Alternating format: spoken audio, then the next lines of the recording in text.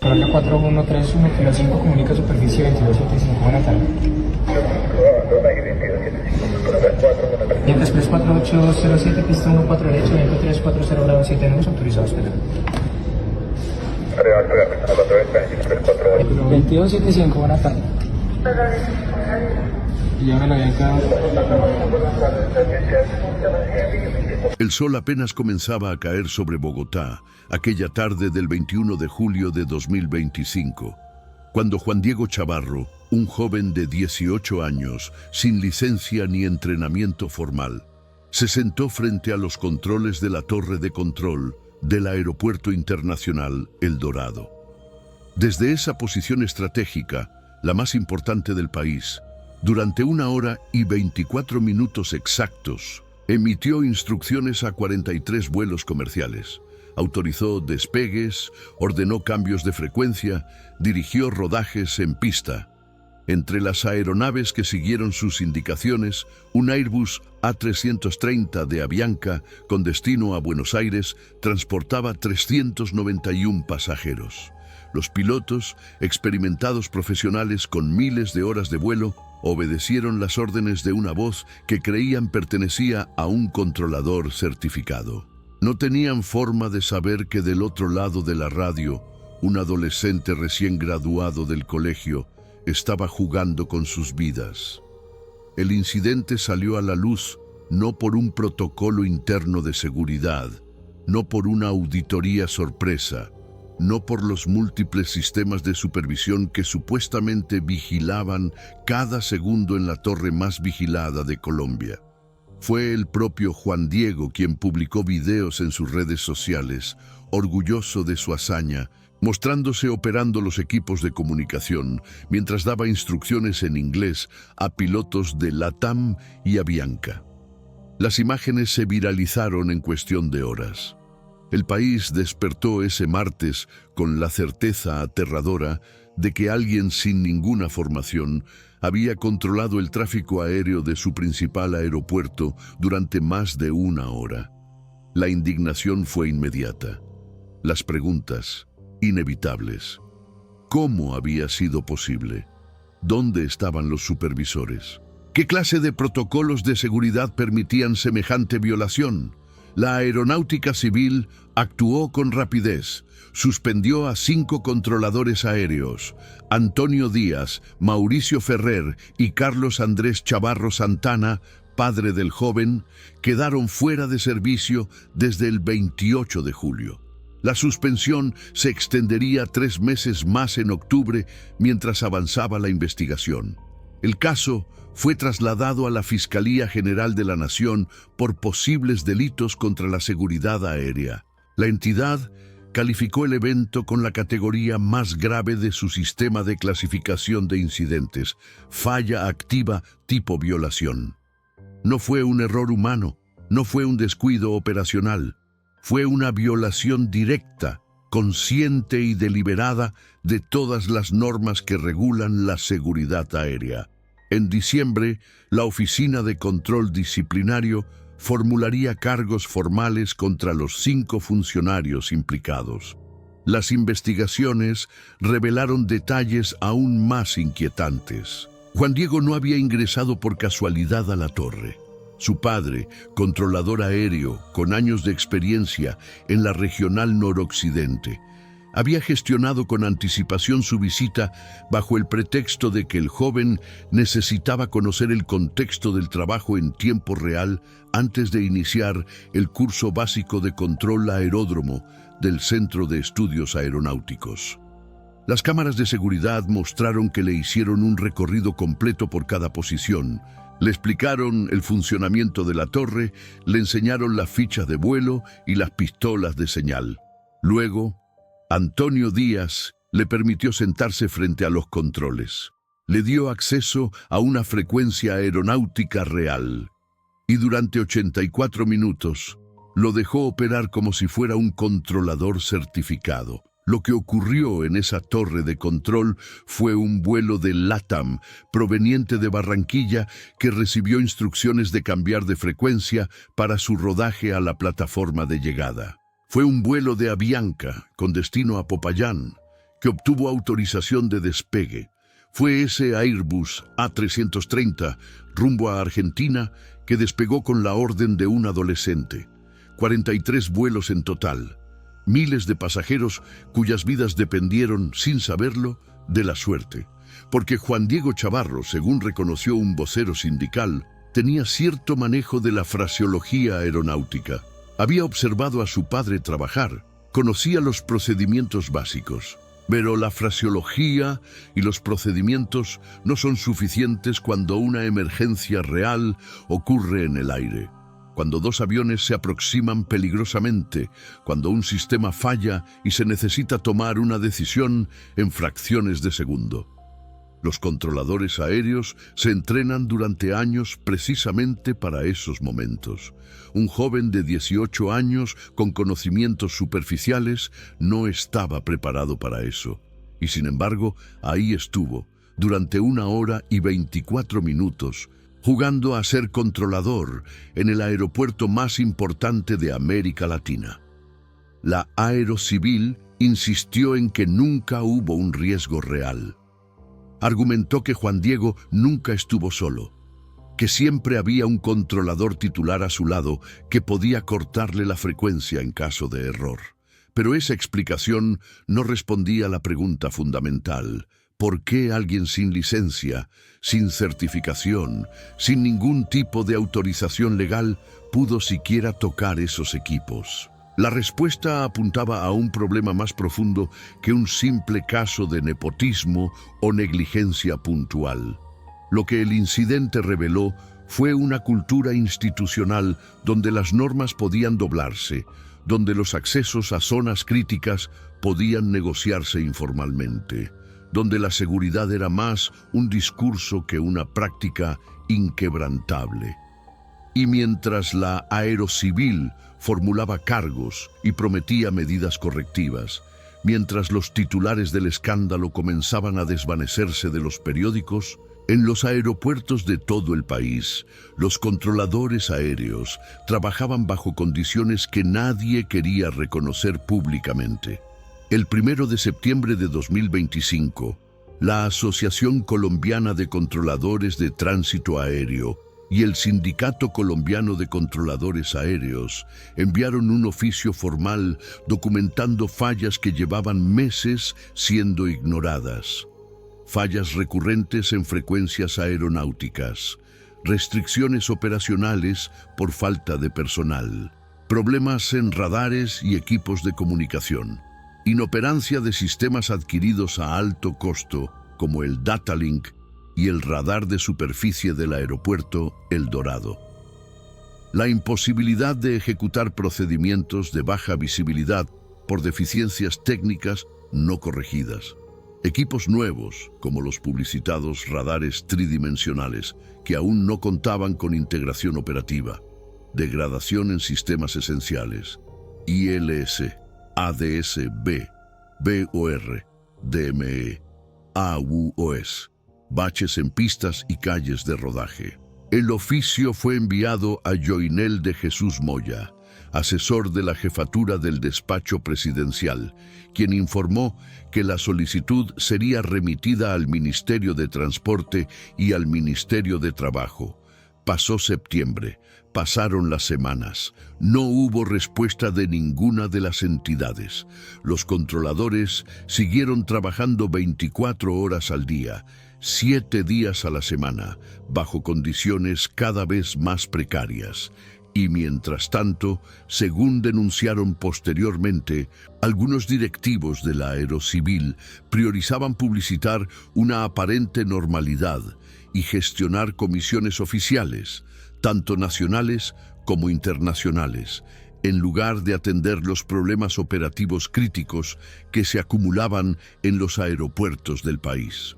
El 16 de octubre, 45 días después de su primer oficio sin respuesta, la Asociación Colombiana de Controladores de Tránsito Aéreo envió una nueva carta, esta vez directamente dirigida al presidente Gustavo Petro.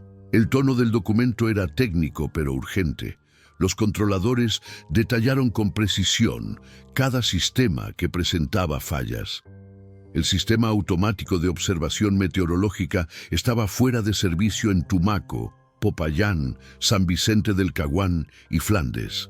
El sistema de aterrizaje por instrumentos, fundamental para operaciones en condiciones de baja visibilidad, no funcionaba en Cúcuta, Cartagena, Montería, Pasto, Bogotá, Bucaramanga, Barranquilla y Yopal. El ADS-B presentaba deficiencias en Barranquilla, Cartagena, Montería, Arauca, San José del Guaviare, Mitú, Quibdó y Río Hacha.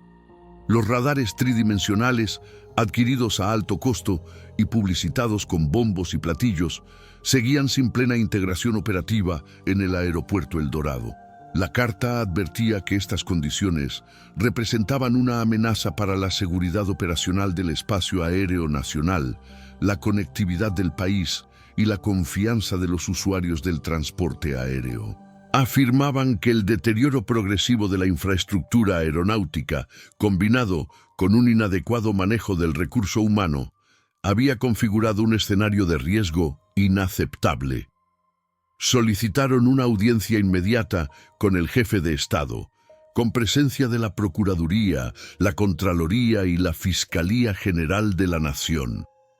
Pidieron la intervención técnica externa por parte de auditores aeronáuticos independientes y expertos internacionales para evaluar el estado real de la infraestructura, los procedimientos operacionales y la gestión del recurso humano. Exigieron la adopción de medidas correctivas urgentes conforme a los estándares internacionales de la Organización de Aviación Civil Internacional. El documento enfatizaba que su propósito no era confrontar, sino preservar la seguridad aérea del país, un asunto de interés nacional y un deber inalienable del Estado conforme al artículo 2 de la Constitución Política. La Aeronáutica Civil respondió a las acusaciones con firmeza institucional. El coronel Andrés Felipe Otero, director de Operaciones de Navegación Aérea, explicó que todos los sistemas de comunicación, navegación y vigilancia son redundantes. Si en algún momento falla un sistema, entra inmediatamente otro a respaldar la operación mientras se realiza el arreglo. Reconoció que se habían registrado fallas en algunas frecuencias, pero insistió en que nunca se había dejado desatendido el servicio, ya que siempre existe una frecuencia de reserva para mantener la comunicación entre pilotos, aeronaves y controladores. La infraestructura de comunicaciones, navegación y vigilancia del país cuenta con una arquitectura redundante, diseñada para garantizar la continuidad y seguridad de las operaciones aéreas. Ante cualquier eventualidad, los sistemas de respaldo entran en funcionamiento de inmediato, evitando interrupciones y asegurando un servicio confiable en todo el territorio nacional. En cuanto al personal, la Autoridad Aeronáutica informó que todos los aeropuertos del país estaban provistos de controladores aéreos, aunque reconoció que actualmente enfrentaban algunas limitaciones. Recordó que Colombia había sido elegida en septiembre para integrar el Grupo Segundo del Consejo de la Organización de Aviación Civil Internacional para el periodo 2025-2028. Un reconocimiento que demostraba que los estándares de seguridad del país eran respetados internacionalmente. La seguridad aérea, declaró la Aerocivil, es un intangible no negociable. El mensaje era claro: todo estaba bajo control, los sistemas funcionaban según lo diseñado, las acusaciones de los controladores eran exageradas. Pero el Ministerio de Trabajo no compartió del todo esa confianza. El 18 de octubre, 2 días después de la carta de los controladores, anunció que realizaría inspecciones simultáneas en todos los aeropuertos del país para revisar las condiciones laborales y técnicas bajo las cuales operaban los controladores aéreos.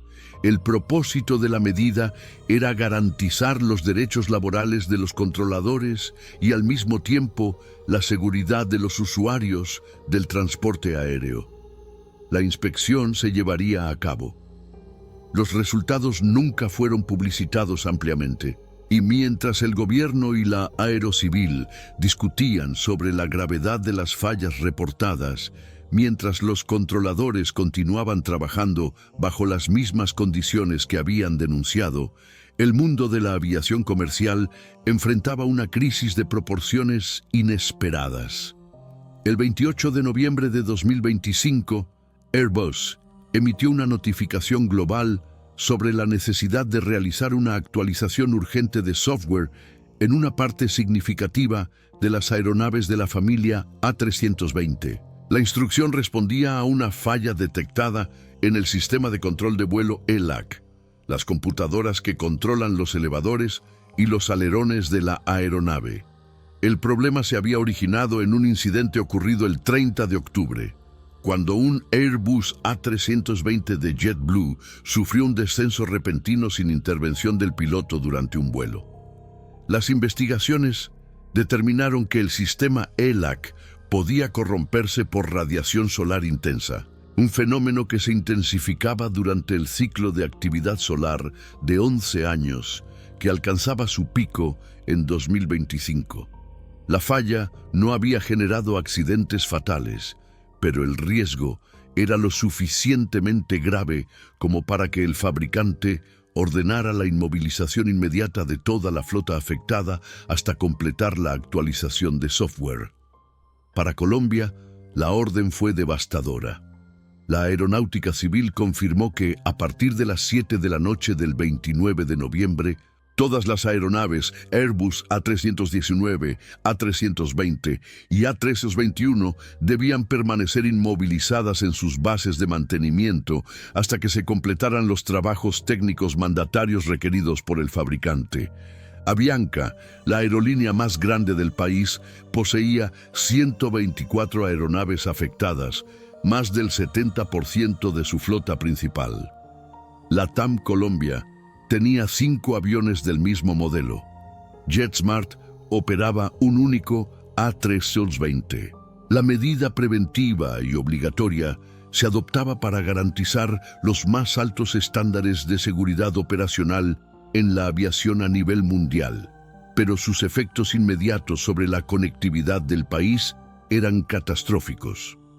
Avianca suspendió la venta de pasajes hasta el 8 de diciembre, activó un plan especial de protección a pasajeros afectados, ofreciendo reprogramaciones sin penalidad, reembolsos completos o ubicación en vuelos alternativos. Las filas en los aeropuertos se hicieron interminables. Pasajeros varados buscaban información que las aerolíneas apenas comenzaban a procesar. El aeropuerto El Dorado, diseñado para manejar grandes volúmenes de tráfico, se convirtió en un escenario de frustración y ansiedad. Los vuelos internacionales se retrasaron o cancelaron. Las rutas domésticas quedaron paralizadas. La temporada alta de fin de año se acercaba y Colombia enfrentaba la peor crisis de conectividad aérea de su historia reciente. JetSmart completó la actualización de su único A320 la misma noche del viernes 28 de noviembre. LATAM finalizó el proceso en sus 5 aviones durante el fin de semana y confirmó que operaba con total normalidad.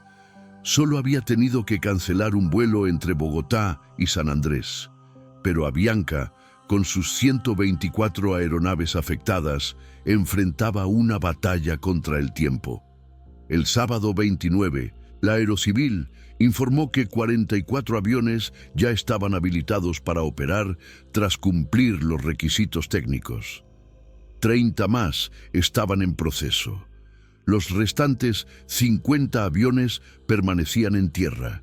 El gobierno nacional activó un puesto de mando unificado, integrado por entidades gubernamentales, aerolíneas y actores del sector aéreo, trabajando de manera coordinada para evaluar la situación.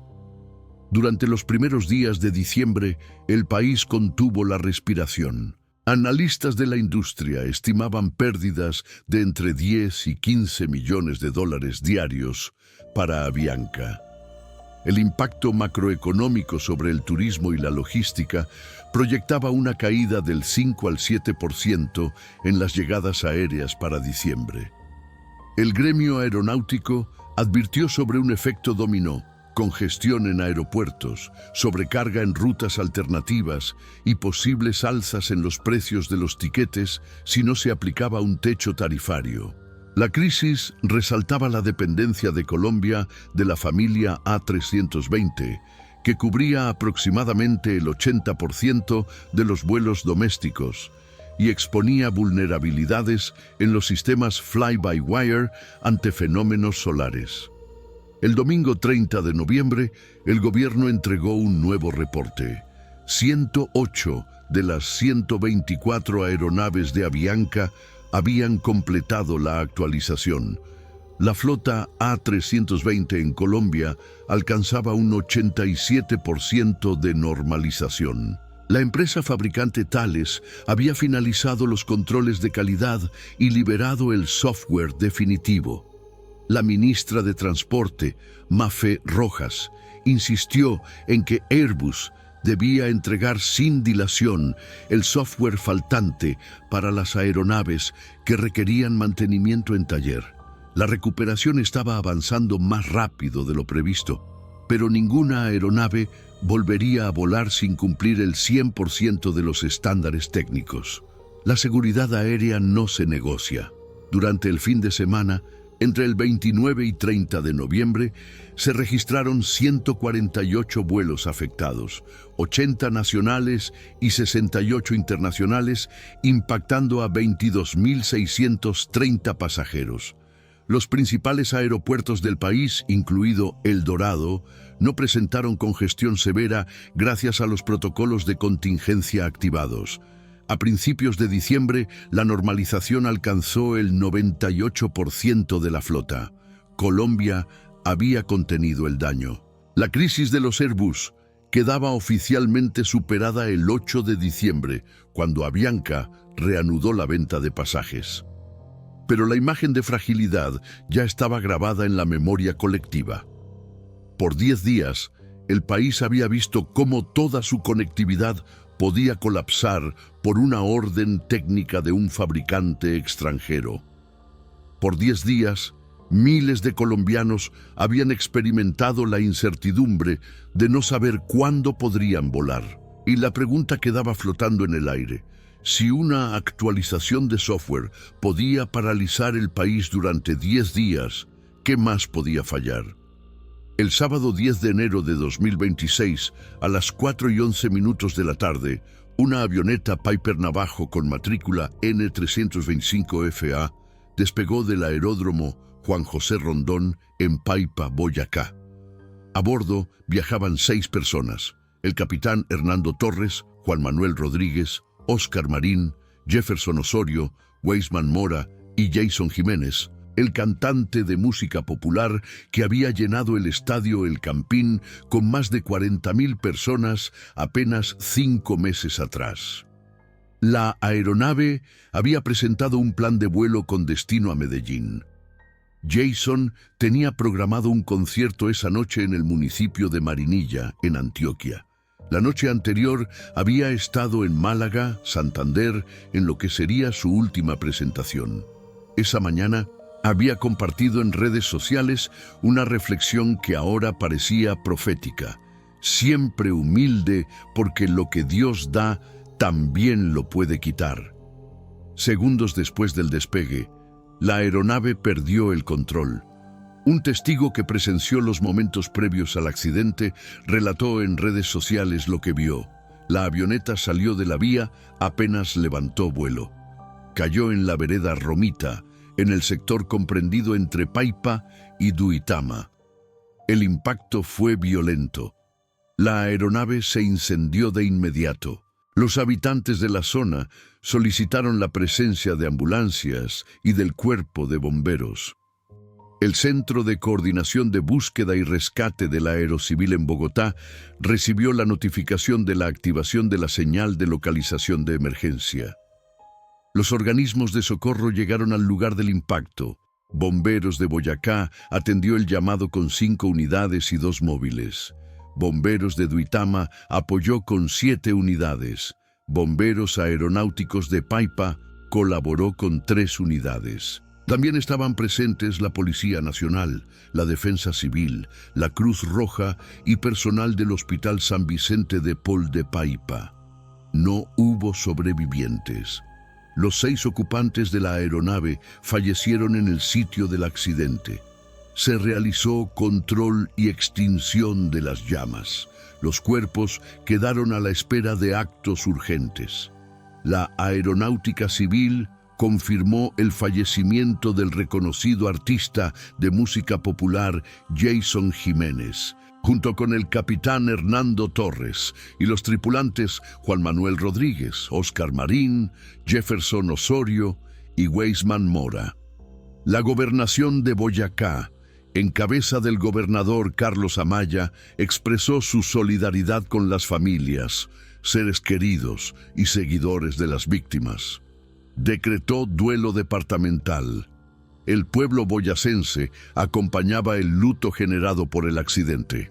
La Dirección Técnica de Investigación de Accidentes de la Aerocivil activó el protocolo de investigación. Las causas del siniestro aún estaban por determinarse. Jason Jiménez había confesado en varias ocasiones que tuvo hasta 3 sueños relacionados con la posibilidad de fallecer en un accidente aéreo. En una entrevista con el podcast de Juan Pablo Raba, relató que soñó que estaba en un avión cuyo piloto detectaba una falla mecánica. A pesar de que el capitán le decía que todo estaba bajo control, en el sueño la aeronave perdía el mando y se estrellaba. Los sueños habían sido tan vívidos y tan perturbadores que el cantante los había compartido públicamente en múltiples ocasiones. Y ahora, en la vereda Romita de Paipa, esos sueños se habían convertido en realidad. La música popular colombiana estaba de luto. Un artista que había salido de las plazas de mercado para conquistar estadios, que había conectado con millones de personas a través de letras sobre desamor, superación y la vida cotidiana. Había muerto a los 34 años en un accidente que la Aerocivil investigaría durante meses sin que el público conociera las conclusiones definitivas. El accidente de Jason Jiménez ocurrió exactamente 5 meses y 20 días después del incidente de la torre de control. 4 meses después de la primera carta de los controladores aéreos advirtiendo sobre fallas en la infraestructura. 2 meses y 25 días después de su segunda carta urgente al presidente Petro. 1 mes y 13 días después de la crisis de los Airbus. La secuencia cronológica dibujaba un patrón inquietante. Cada mes había traído consigo un nuevo capítulo de una crisis que nadie quería ver hasta que fue demasiado tarde. Julio reveló que los protocolos de acceso a zonas críticas eran vulnerables, que un joven sin licencia podía operar la torre de control del aeropuerto más importante del país durante más de 1 hora sin que nadie lo detuviera. Septiembre y octubre mostraron que las advertencias de los controladores sobre fallas generalizadas en sistemas de navegación y aterrizaje eran ignoradas sistemáticamente, que equipos fundamentales llevaban meses sin funcionar correctamente, que la infraestructura aeronáutica presentaba un deterioro progresivo que nadie quería reconocer públicamente. Noviembre demostró la dependencia del país de un fabricante extranjero y la rapidez con que toda la conectividad podía colapsar por una orden técnica global. Y enero, con el accidente que mató a Jason Jiménez y 5 personas más, planteó las dudas más profundas sobre la seguridad de la aviación privada, ese sector que opera con menos escrutinio que la aviación comercial, donde los protocolos de mantenimiento y certificación son menos visibles para el público. La aeronáutica civil continuaba insistiendo en que la seguridad aérea es un intangible no negociable, que los sistemas redundantes garantizan la continuidad operativa, que Colombia cumple con todas las normas internacionales. Y estadísticamente, la aviación colombiana seguía siendo segura. La probabilidad de un accidente en un vuelo comercial era extremadamente baja. Pero las estadísticas se construyen sobre la base de que los sistemas funcionan, de que los protocolos se cumplen, de que las advertencias se escuchan. ¿Qué ocurre cuando un joven sin licencia puede controlar el tráfico aéreo del país durante más de una hora? ¿Qué sucede cuando los controladores profesionales advierten sobre fallas generalizadas en sistemas críticos y nadie responde durante meses? ¿Qué pasa cuando los equipos costosos permanecen sin integrar? Cuando las pistas presentan baches reportados sin reparación, cuando los sistemas de aterrizaje por instrumentos están fuera de servicio en múltiples aeropuertos. La respuesta estaba escrita en la secuencia cronológica de los hechos. Cada mes, desde julio hasta enero, había traído una nueva evidencia de que algo no funcionaba como debía en el sistema aeronáutico colombiano. No era una crisis de negligencia deliberada. Era una crisis de sistemas sobrecargados, de advertencias ignoradas, de grietas que se expandían lentamente hasta que algo se rompía. Y cuando algo se rompe en la aviación, la gente muere. Como murieron Jason Jiménez, el capitán Hernando Torres, Juan Manuel Rodríguez, Oscar Marín, Jefferson Osorio y Weisman Mora en esa tarde de enero en Paipa. El incidente de la torre de control había sido la alarma más estridente. Un adolescente sin licencia, operando controles aeronáuticos durante 84 minutos, era una violación tan flagrante de todas las normas de seguridad que resultaba casi incomprensible. Pero la Aerocivil lo catalogó como un caso aislado, suspendió a los responsables directos, prometió medidas correctivas y siguió adelante.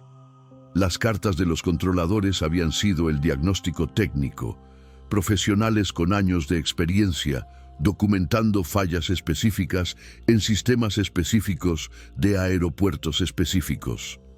Pero sus advertencias fueron remitidas de ministerio en ministerio sin que nadie estableciera contacto directo con el gremio durante meses. La crisis de los Airbus había sido la confirmación de vulnerabilidad sistémica. Una orden técnica global había paralizado el país durante 10 días, demostrando cuán frágil era la conectividad cuando dependía de una sola familia de aeronaves y de la capacidad de un fabricante extranjero para entregar actualizaciones de software a tiempo. Y el accidente de Jason Jiménez había sido la tragedia que nadie debió haber vivido. Porque aunque las causas específicas del siniestro aún estaban bajo investigación, aunque no había evidencia directa que conectara el accidente con las fallas reportadas en la infraestructura aeronáutica, el hecho era que ocurrió en un contexto donde la confianza en el sistema había sido erosionada sistemáticamente durante 6 meses. Ocurrió en un país donde un joven sin licencia había operado la torre de control sin consecuencias inmediatas para la operación aérea. Ocurrió en un país donde los controladores advertían sobre sistemas fuera de servicio sin recibir respuesta. Ocurrió en un país que acababa de salir de una crisis que paralizó su conectividad durante 10 días. La aviación privada en Colombia opera bajo regulaciones diferentes a la aviación comercial. Las aeronaves charter, los vuelos privados, los aviones pequeños que transportan artistas de un concierto a otro no están sujetos al mismo nivel de escrutinio público que los vuelos comerciales de aerolíneas grandes. Los protocolos de mantenimiento existen, las certificaciones de pilotos son obligatorias, las inspecciones técnicas están reguladas. pero la supervisión efectiva de ese cumplimiento es menos visible, menos constante, menos rigurosa que en la aviación comercial. Y cuando un accidente ocurre, como el de Paipa, las preguntas sobre qué falló exactamente pueden tardar meses o años en responderse, si es que alguna vez se responden completamente para el público general. La aeronave accidentada era una Piper Navajo PA-31 con matrícula N325FA. El registro aparecía a nombre de la empresa Uyota Company SAS. Había despegado del aeródromo Juan José Rondón, una pista diseñada para aeronaves pequeñas en un valle boyacense. Las condiciones meteorológicas de ese sábado 10 de enero no habían sido reportadas como particularmente adversas. El vuelo tenía un plan aprobado con destino a Medellín. Todo parecía estar en orden hasta que, segundos después del despegue, la aeronave perdió el control y se estrelló en la vereda Romita. ¿Qué causó la pérdida de control? ¿Fue una falla mecánica, un error del piloto, condiciones de viento que no fueron adecuadamente evaluadas, un problema en el mantenimiento de la aeronave? Una combinación de factores. La Dirección Técnica de Investigación de Accidentes de la Aerocivil trabajaría durante meses para determinar la causa probable. Pero para las familias de las víctimas, para los fanáticos de Jason Jiménez, para el público que había seguido la secuencia de crisis durante los últimos 6 meses, la respuesta tardaría demasiado tiempo en llegar. Colombia enfrenta ahora una decisión fundamental.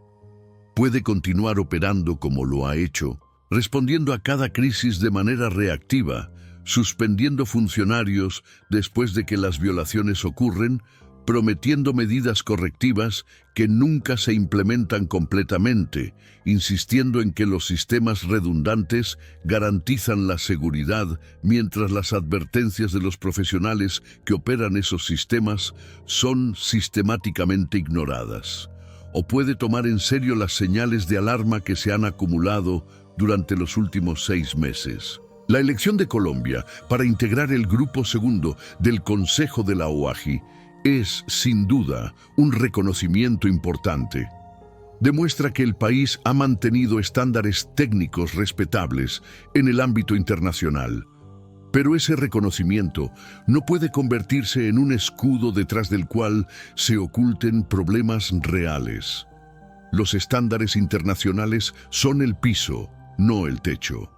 Y cuando los controladores aéreos, los profesionales que mantienen seguro el espacio aéreo día tras día, advierten que ese piso está agrietándose, alguien tiene que escuchar.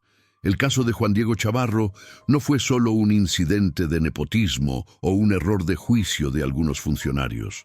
Fue la manifestación de una cultura donde las normas pueden doblarse cuando resulta conveniente, donde el acceso a zonas críticas puede negociarse informalmente, donde la palabra no se pronuncia con suficiente firmeza cuando debería ser absoluta. En la aviación, a diferencia de otros sectores, no existe el margen para la informalidad. No existe el esta vez sí, pero solo porque es mi hijo. No existe el déjalo intentar, ¿qué puede pasar?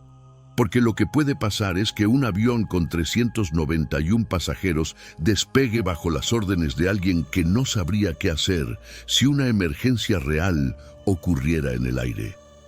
Las cartas de los controladores documentaron fallas específicas que requerían atención inmediata. Sistemas de aterrizaje por instrumentos fuera de servicio en 8 aeropuertos. Sistemas meteorológicos automáticos caídos en 4 terminales. Radares costosos sin integración operativa completa.